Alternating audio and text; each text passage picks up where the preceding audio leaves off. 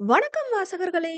என் கற்பனைகளின் எதிரொலியை உங்கள் காதுகளில் சேர்க்கும் ஆண்டாள் வெங்கட்ராகவன் ஒலிப்புத்தக தளத்திற்கு உங்களை அன்புடன் வரவேற்பது உங்கள் ஆண்டாள்.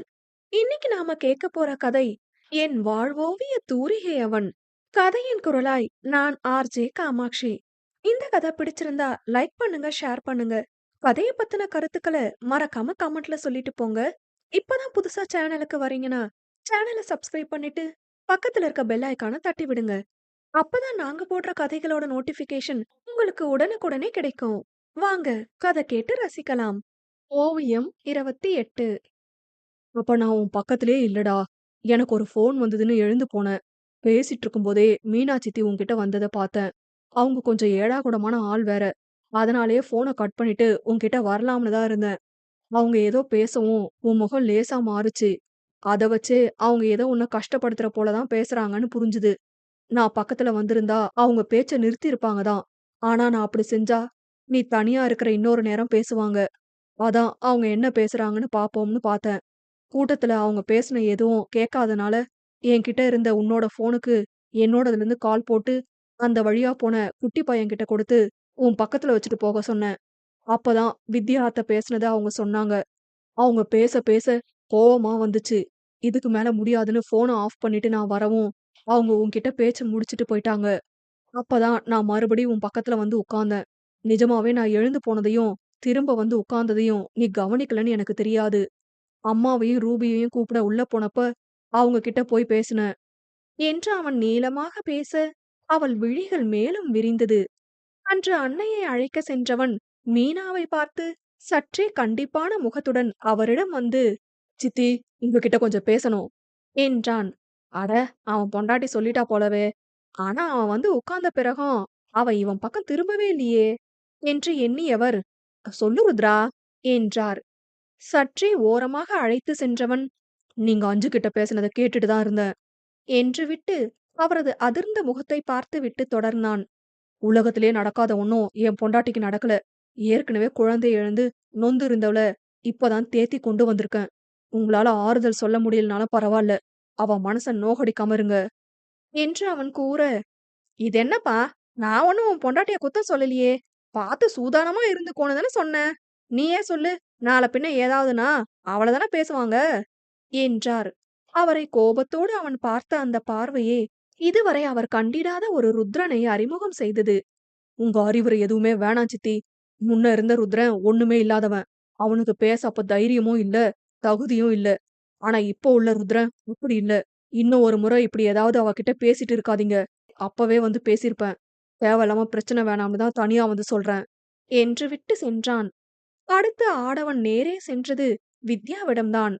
ருத்ரா, வாப்பா, சாப்பிட்டியா என்றவரிடம், என் பொண்டாட்டி வந்தது உங்களுக்கு விருப்பம் இல்லனா நேரா என்கிட்டயே சொல்லிருக்கலாமே அத்த. நானே அவள மரியாதையா கூட்டிட்டு போயிருப்பேன். வேற ஆள்கிட்ட பேசி அவங்க அவள வந்து நோகடிச்சு ஏன் அத்த என்று ஆதங்கமாக கேட்டான்.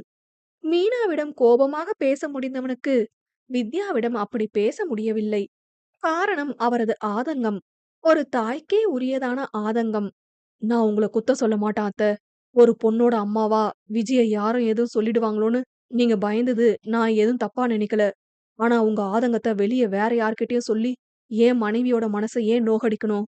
இதுக்கு நீங்க என்கிட்டயே வராதன்னு சொல்லிருக்கலாம் அத்த என்று அவன் கூற, ஏன்பா இப்படி சொல்ற என்றார். மீனா வந்து பேசியது பற்றி கூறியவன், நடந்தத நீங்க என்கிட்ட சொல்லியிருந்தா நானே அவள கூட்டிட்டு போயிருப்பேன். அவ என்ன நம்பி வந்தவ அத்த. 4 பேர பேச விட்டு நான் வேடிக்கை பார்த்தா இருக்கிற வேதனைக்கு நொந்துடுவா என்று வேதனையோட கூற, ருத்ரா, நான் நான் மீனா ஆண்டி கிட்ட பேசுனது உண்மதான். ஆனா அவ சொன்னது போல அந்த பொண்ணு வந்ததுக்கு என் பொண்ணுக்கு ஏதாவது ஆகிடும்லாம் நான் நினைக்கல. அப்படி நினைக்கவும் மாட்டேன்பா. நானும் இருந்து இருந்து கொத்தமல்லி கொழுந்தா ஒத்த புள்ளைய பெத்தவ. பிள்ளைய இழக்கிற வேதனை எனக்கு தெரியும். அதனால அந்த மாரி நான் நினைக்கல. ஏதோ ஒரு ஆதங்கத்துல அவங்க என்ன ஆச்சுன்னு கேட்கவும் சொல்லிட்டேன். இப்படி பேசுவாங்கன்னு நான் நினைக்கவே இல்லப்பா என்றார். உண்மையிலேயே அவளை பிடிக்காதுதான் அவருக்கு. அதற்காக அவள் நன்றாக வாழக்கூடாது என்றெல்லாம் அவர் நினைத்ததே கிடையாது.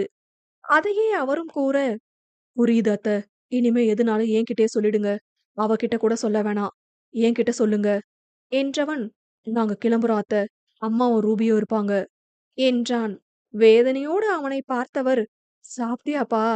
என்று வினவ, தனது இடது மார்பில் கை வைத்தவன், "நிறைஞ்சிருச்சு அத்த" என்று வேதனையான புன்னகையுடன் கூறிவிட்டு சென்றான்.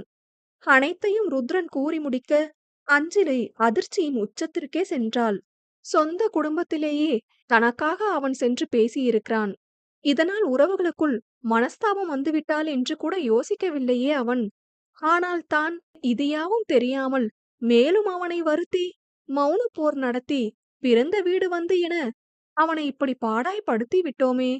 ஒரு வார்த்தை பேசியிருந்தால் கூட இவ்வளவு தூரம் இது வந்திருக்காதே என்ற எண்ணத்தில் அவள் கண்கள் மீண்டும் உயிர் பெற்று கண்ணீரை பொழிய அவளை நெருங்கி வந்து அமர்ந்து, "அழாதம்மா" என்றான்.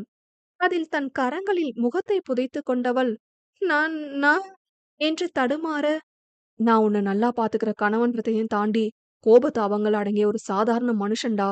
காரணமே இல்லாம என் மேல கோபமா இருக்கியேன்னு எனக்குள்ள ஒரு எரிச்சல். அந்த எரிச்சல்ல தல தூக்குன கோபம் இந்த 2 நாளா என்ன உன்கிட்ட பேச வைக்கல. நான் இன்னைக்கு ஃபோன் போட்டு நீ எடுக்கல. இது மேலும் தொடர வேணாம்னு தான் வந்துட்டேன். நானும் பேசியிருக்கலாம். நான் உன் பக்கத்திலேயே உட்கார்ந்து அமைதியா இருந்ததா நீ நினைச்சதால தானே உனக்கு கோபமும் வருத்தமும்" என்றான். அவன் கூறியதும் அவள் அலைபேசியை பார்க்க, அது அவன் 2வது அழைப்பு விடும் முன்பே தன் உயிர்ப்பை விட்டிருந்தது. குற்ற உணர்வில் கூனி குறுகியவள், "நான் ரொம்ப மோசம். உங்கள புரிஞ்சுக்கவே இல்ல. நானே ஏதேதோ நெனச்சுக்கிட்டு உங்கள போட்டு வருத்தி எடுத்துட்டேன். ஆனா நீங்க சா சாரிங்க. நான் நான்" என்று திக்கி திக்கி பேசியபடி விக்கி விக்கி அழ, அவளை அணைத்துக் கொண்டவன், "டேம்மா அழாதடா" என்றான். ஏங்கி ஏங்கி அழுவதில் வயிறு வெட்டி வெட்டி இழுத்த போதும் அவள் அழுகை நின்ற பாடில்லை. ஒரு கட்டம் மேல் பொறுக்க முடியாதவன், "அஞ்சல" என்ற அழுத்தமும் கண்டிப்புமாக அழைக்க, அதிர்வோடு அவனை நிமிர்ந்து பார்த்தாள். கண்டிப்பும் கருணையும் ஒரு சேர உணர இயலுமா? அவன் பார்வையில் அவள் உணர்ந்தாள். "போதும் நிறுத்து அழுகைய. ஏற்கனவே உடம்ப அழுது அழுது கெடுத்து வச்சிருக்க" என்று அதட்ட, "சத்தியமா நீங்க எழுந்து போனது எனக்கு தெரியவே தெரியாது. கொஞ்ச நேரம் முன்ன அம்மா வந்து ஏன் இப்படி இருக்கன்னு கேட்டாங்க. எதுவும் சொல்ல தோணல.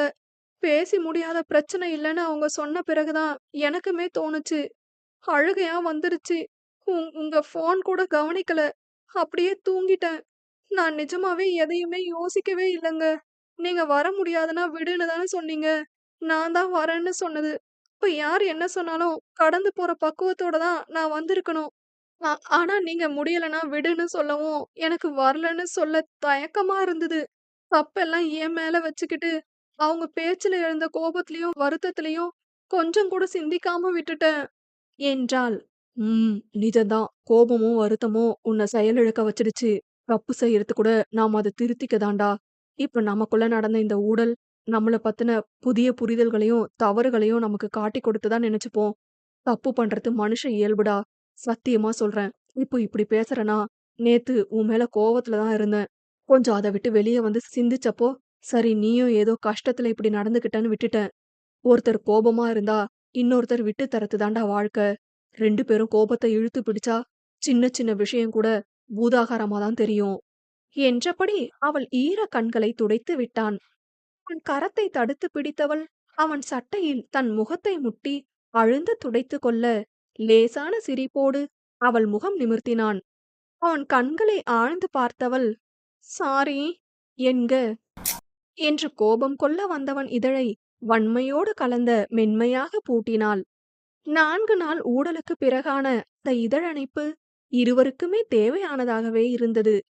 அமைதியான சூழலில் மணையாளின் முத்தம் தாங்கிய ஆடவன் அவளை ஆற தழுவி கரங்களோடு அணைத்துக் கொண்டான். அவளது தொடக்கத்தை தான் முடித்து வைத்தவன், "போய் முகம் கழுவிட்டு வாடா, நம்ம வீட்டுக்கு போகலாம்" என்றான்.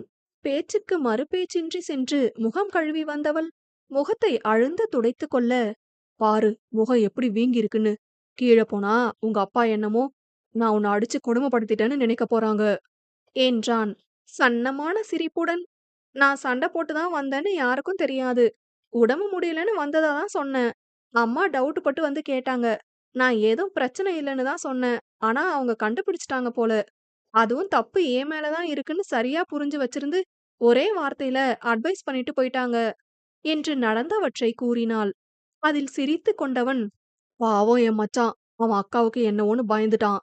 என்று கூற, தானும் சிரித்துக் கொண்டவள் அவனுடன் கீழே வந்தாள். புன்னகையுடன் வந்த மகள் முகமே காயத்ரிக்கு ஆத்ம திருப்தியை கொடுக்க, மகள் புன்னகையின் பிடிமானம் மருமகன் ஒருவனே என்று எண்ணிக்கொண்டு புன்னகைத்தார். "பா!